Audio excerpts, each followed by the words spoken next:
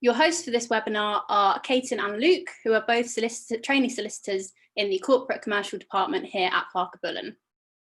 This webinar is being recorded and a link to the recording will be sent to you after the webinar. So the purpose of this webinar is for us to share with you a tool known as Business Model Canvas and show you the journey that we here at Parker Bullen have been on to reimagine our business through applying the canvas to our business operation. All businesses are unique, and so what works for us is likely not to apply directly to your business. Our intention here is to therefore not provide you with any business advice, but to show you how we understand business and ultimately give you an insight into how we can help you de-risk your business from a legal perspective. As always, the advice we give here in these webinars is generic and should not be relied upon unless you have spoken to us separately and we have provided you with advice that is pertinent to your individual circumstances. If you have any questions, then please type them into the Q&A box at the bottom of this screen, and we will endeavour to answer them on the completion of this webinar. I will now hand you over to Luke and Caton, who are the hosts for this afternoon's webinar. Thank you very much, Rachel, for that great little intro. Hello, everyone. Good afternoon. My name's Caton Patel, and today myself and my colleague Luke are going to take you through something called business model generation, and we're going to look at something specifically called the business model canvas. So to start off, let's answer this first question. Wouldn't it be great to see how a business model can be sketched onto a canvas to enable business leaders to visually see how well a business is converting its resources into its desired outcomes? Well, during this webinar, we're going to firstly introduce you to something called the business model canvas, and then we're going to apply it to a case study before considering why a business might choose to go through that process and do that activity. Now, this webinar does have a bit of a graphic element to it. So if you've joined us this afternoon on a mobile device or something small, you may not be able to see some of the images and text on every slide. But as Rachel has said, we are recording this webinar, so a link to it will be available afterwards for you to therefore go back and view it on a larger device if you want to. So do bear with us anyway, because we'll try and verbally talk through as much as we can. So, what is the business model canvas? Well, quite simply, it's a tool for visionaries. It enables business leaders and also those working within a business to visualize the business's goals and its activities. And what we have on screen here is what the business canvas looks like. It's made up of 9 segments, each representing different parts of a business. Now, we've got on here some red lines and some red text. And by default, the canvas doesn't normally come with those. These are what I've put in for illustrative purposes. And we'll talk in a moment what those red lines and what we mean by left, right and middle. But essentially, on the left-hand side of the business model canvas, you've got the back of house parts of a business. So it's key partnership, its activities, its resources, the engine room of a business, as it were. On the right-hand side, you've got your client-facing elements, all of the things which are relevant to what you do with your business to your customers. And in the middle, we've got what we call the value propositions, which are a business's promises. And we'll go into each of these in more depth in a moment. But as mentioned, there are 9 segments, and because you may not have been able to see them on that screen previously, each of the 9 segments are key partnerships, key activities, key resources, value propositions, customer and client relationships, channels, customer and client segments, cost structure, and revenue streams. And what Luke is going to do now is talk you through each of those elements and what they mean. Thank you, Caton. So what we'll do is we'll quickly go through each of those elements, and afterwards, Caton's then going to actually apply those elements to Parker Bullen's commercial department. So firstly, just to give you an idea of what each of the segments actually mean, we'll go through them in turn. Let's start with the back of house elements. So we'll start with key partners. Now, what we mean by this is the relationships, whether they be formal or informal, that a business has with other organizations. So what relationships are key to the business? Well, there might be strategic alliances, there might be buyer-supplier relationships. And of course, there could be groups or organizations that a business is associated with. We then look at key activities. So these are the things that a business must do in order to make its business model work. So for example, if you are an IT maintenance firm, one of the key activities of that firm might be problem solving, which are obviously solving problems of the user. Then we've got the key resources. These are the most important assets which are required to make your business work. So these could be human resources, financial resources, intellectual or physical resources. So a business would think about what buildings it owns, what machinery, what investments there are, what intellectual property there is in the business. And then, of course, is the crux of the model, the real main central point of the model, which is value propositions. Now, this is the promises that a business will give to its clients or its customers. So what a business will need to consider there is, what is it that that business is promising to its customers or consumers? So does it promise newness or performance or price or brand and status or convenience or cost reduction? And of course, there are many, many more. And more than one might apply to a business.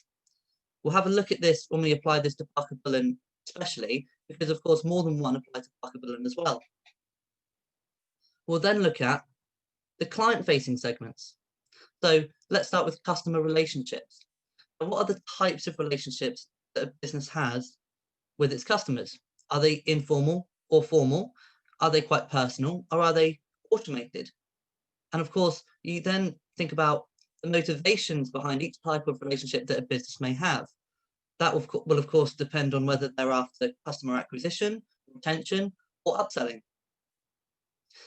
Then let's look at channels. These are the way in which a business will engage and communicate with its customers. So how does a business engage and communicate? Well, this includes, how does a business raise awareness about its products? How does it help its customers?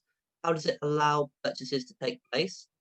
And of course, how does it provide post-purchase customer support? Let's now look at the customer segments. So this is where a business will define who it is that they're trying to reach. What problem are they trying to solve? And each different customer segment will be defined by their distinct needs, their distinct characteristics, and their distinct behaviors. Now we'll move on to the final two elements, which are really the money elements. These elements are cost structure and revenue streams. Cost structure is where a business will calculate what costs are incurred in the pursuit of generating revenue. How much does your key resources cost you? How much does partnerships and activities cost a business? And a business may take into account things like advertising fees, license fees, maintaining equipment, etc. Then we look at the revenue streams.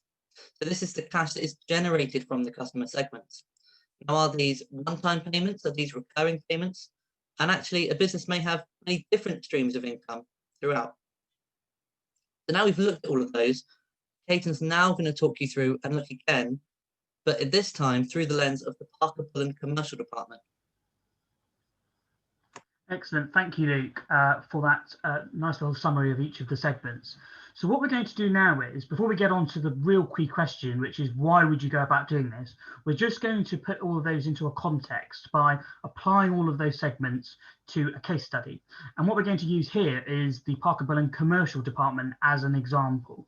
And I suppose a key point to mention at this stage really is that one of the joys of this, of having a canvas like this really is that it cannot just be applied to a business as a whole, but also businesses themselves may have many businesses within them to which the canvas could apply to. So you could have several canvases for one given business. And that's what we have at Parker Bullen, because each department in itself can be seen as its own mini business, as well as the firm itself, of course. So let's just whiz through each of the segments and apply the model. Starting firstly with the left-hand side of the canvas, so we've got firstly key partners. And as a firm, and particularly as a department, we have our key partners are our memberships of various organisations. So, for example, the UK 200 Group, the British Franchise Association, marine organisations, and also just generally connections with IFAs, independent financial advisors, and also accountants. Our key activities, so the things that we do, well, of course, we provide a legal service. But on top of that, we also do community outreach activities, sponsorships, attending networking events. And in-house, we also provide the Parker Bullen Training Academy, which is a programme which trains our staff in topics of law, leadership and management.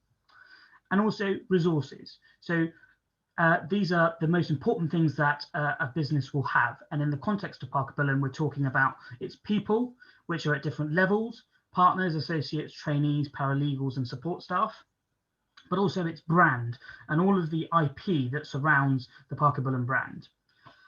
Its IT systems, of course, and of course this year, IT has been more important than ever before, but also banks.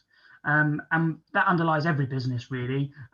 Every business relies on a bank and its finance to offer both support financially and professionally. So what about the crux of the model? So the value proposition, which, as Luke said, are really important. They're the things that they're the promises that make people come to your business as opposed to anyone else's.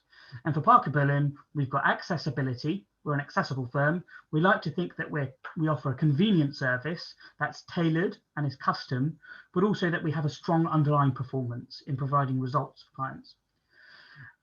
And before we move on from this, I just want to talk about this principle of competitor analysis. And a key benefit that comes from identifying what a business's value propositions is that it enables that business, once they've identified what they are, to then go on and consider what its competitors' VPs are, value propositions are. And so consider what both sides are offering its customers. And of course, if there's an overlap, then there's potentially parts of a business that needs to be changed because your competitors are doing something similar to what your business is. And if there's a difference between the two, then of course that's a great thing. And that's an exercise that we at Parker Bullen go through on a regular basis. Turning to the client-faced elements, we've got the customer relationships out in the community, reaching out to clients, networking events, attending events, etc. The channels through which our services are available, our website, social media, word of mouth, in person, etc. And also our customer segments. So for a commercial department, we target a range of commercial entities, business leaders, startups, SMEs, franchises, the list goes on. And finally, the money element. So we've got the cost structure of the underlying business. Without giving away too many trade secrets, we have a range of ways in which work can be done and charged for. We set targets for individuals within the department. We have budgets and staff available at varying hourly rates. And in terms of a revenue stream, well, for most businesses, and actually indeed for law firms in particular, the revenue stream is its fees that it receives from its clients. So when we bill new and returning clients for the services we've provided. So what we have here now on this screen is the complete business model canvas for the Parker Bullen commercial department. And of course, we've gone through that quite speedily and filled those in quite quickly. But in reality, if a business were to go about doing this, it would have to be done a lot slower in a lot more detail and would take some time to put together. So far, that's all been very interesting. And we now know what each of the segment means and we've applied it to a business. But so what? Why is it that we need to do this? Well, there were two main reasons why this exercise could be done. And the first one is this concept known as resource conversion, which we talked about at the very beginning in our powerful question. And that's something which I'm going to talk about in a moment. But the second reason for doing this is an idea of de-risking a business. And that's something which Luke is going to talk about in a moment. So let's start off first of all by talking about resource conversion. Now, once a business model has been mapped out in this way, What it enables business leaders to do is to consider how well its resources and all of its back of house segments, which are on the left-hand side, are converted into its promises, which are on the right-hand side of the model. And the conversion happens through the centerpiece of the canvas. So the value propositions, its promises in the middle. And so by adding in these lines, these red lines, which we did at the very beginning, we can see how that works. You've got the elements on the left being converted through the middle to produce what's on the right. And as well as giving leaders an idea of how efficiently that process is happening, what it also enables businesses to do is to drill down into a specific segment, for example, one of the ones on the left-hand side, and consider whether more or less attention needs to be placed on that part of the business in order to achieve the outcomes on the right-hand side. So, for example, in this context here, in Parker Bullen's context, we can look at our key partners on the very left and then compare them with our customer segments on the very right and consider, do our key partners marry up with our customers who we're looking to target in our customer segments? And we can see here that one of our customer segments is franchises. And yet we remember where we partner with the British Franchise Association. So there's a marrying there between the two. So we can see that the process is happening quite efficiently between the two. And similarly, with key resources, the question can be asked, are there enough key resources there in terms of people to ensure that the customer relationships are being achieved, that the business wants to achieve? And of course, if the answer to any of those is no, then the business can act and do something about it.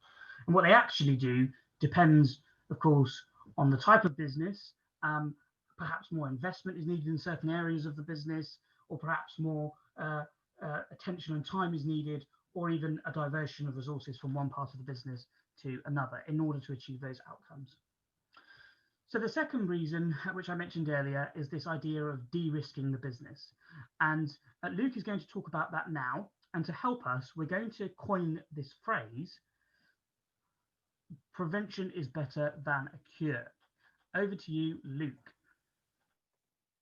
Thank you, Caton. That was really useful. So a great feature of the business model canvas is that it allows a business to see exactly where its value lies. As Caton's just touched on, there might be one key partner that actually gets you to the customer segments and is really effective. So that's where your value is. It can also allow a business to see where the vulnerabilities are. So often, as lawyers, people come to us with symptoms of a problem. And sometimes it can lead to quite a lot of expense in trying to solve those problems. Well, wouldn't it be great if a business had someone on their side whose goal it is to identify and prevent problems? Well, that's essentially what we aim to do as commercial lawyers. We aim to identify vulnerabilities and de-risk the business by ensuring that relevant protections are in place. So, for example, a business may have great employees, but on what terms are they employed? A business might have an extremely strong brand, but is that brand appropriately protected? So these are just examples of situations where a business can now look at their canvas and then see the vulnerabilities and act accordingly. And this ties in slightly to what we're doing next week. So I'd just like to bring your attention to what we're doing next week. And that is, we're talking about what happens when a business model is changing. So we know what our business model looks like, but what could it look like? And that could be because of growth. That could be because you want to change the nature of the business, or it could be actually in response to things outside of your control. And of course, the recent pandemic is a perfect example of that. We see businesses changing the way they conduct business, the way they interact with customers. And for example, the three of us today are delivering this webinar from home. So of course, things change. And what we'll need to do then, of course, is look at what the business model was, or what it is, and then look at the business model of what it could be. And we'll discuss the potential barriers in the way of progressing to a new business model. And then we'll also, again, talk about the importance of de-risking that new model, because of course the value may have changed. We have a lot of value now in our IT systems, which we may not necessarily have realized beforehand. and then we can act accordingly in order to protect that. So thank you very much, everyone, for coming along. Thank you for taking time out of your busy day. I think we're now going to take questions if there are any. So thank you. Thank you, Caton and Luke. That was really good. And thank you to all of you for attending. We do hope that you found it useful. If you do have any questions, please do put them in the Q&A box at the bottom of this screen. In the meantime, we do have some questions that have already come through, so I'll be asking those to Luke and Caton now. So the first question is from John. John says, "That was really useful, thank you. My question is, can I apply the business model canvas to a small business or startup?" Go for it, Caton. Okay, thank you. Really good question, John. Hello. I don't see any reason why not. So for the purposes of this webinar, of course, we've used Parker Bullen and the commercial department as an example, but in reality, I suppose it depends on the type of business and what industry it's in. Ultimately, of course, it comes down to the commercial judgment of those who are running the businesses to decide whether the canvas is going to be of assistance or not. But you know, I think most businesses have the elements which we talked about today and that are included in the canvas. So it can be helpful, but ultimately whether it is going to be helpful to a business or not comes down to the sort of judgment of those who are running it, I would say. Got anything to add to that, Luke? Please do. No, I think you've hit it on the head really there, Caton. I think the model definitely could be relevant to startups, but of course it depends on the industry and the people running it themselves. They may not think it necessary until the business is a bit larger. Thank you. So we've got a question now from Sarah. So Sarah asks, are all of the segments of equal value or are some more important than others? Well, interesting question. Of course, again, that really depends on the business itself. So let's take Parker Bullen as an example again. For us, our partners is a really key segment for us. But for a different business, it could be that their key resources are really key because they need, I don't know, maybe trucks in order to do deliveries. So it really depends on the business itself. But I would say that in each business, you really should look into all of them and pay attention to all of them, and then decide which ones actually your value lies, and then act accordingly from there. Thank you, Luke. And we have one final question that has to come through. This question is from Joseph. And Joseph says, business models are ever changing, especially given the current pandemic and changes in the law. How do you think the model can apply to businesses if it is constantly changing? Good question, Joseph. Hello and good afternoon. Well, I would say that the joy of the business model canvas is that it can be updated and amended and adapted to changes. So Luke spoke about it earlier on about revisiting the business model, and that's something that we're going to look at next week. So join us then if you can, Joseph, because that's when we'll be going through all of that. But essentially the segments themselves can be altered, and the whole business can sort of be reevaluated in light of changes which are often beyond their control. So I think as long as once a business model is in place on a canvas, there's no harm in altering it, and it can be changed accordingly. And of course, it does help with other parts of business management in terms of evaluating whether there are any risks in the business at the moment and things like that, which Luke spoke about earlier. And of course, we'll be talking more about next week. So thank you to Caton and Luke. We don't have any more questions come in, so that concludes this afternoon's webinar. We do hope that you found it all useful. Thank you for attending, and please do not hesitate to contact us should you have any questions. We'd be more than delighted to assist you and your business further if you require us to. Thank you very much and enjoy the rest of your day.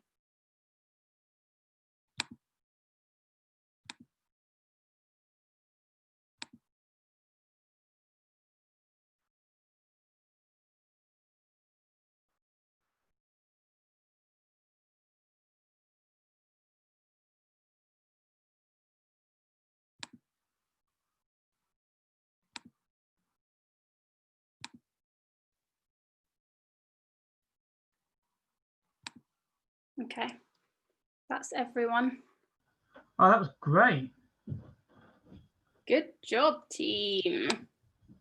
There was a good few people there as well, which I quite liked. Yeah. I almost forgot to press record.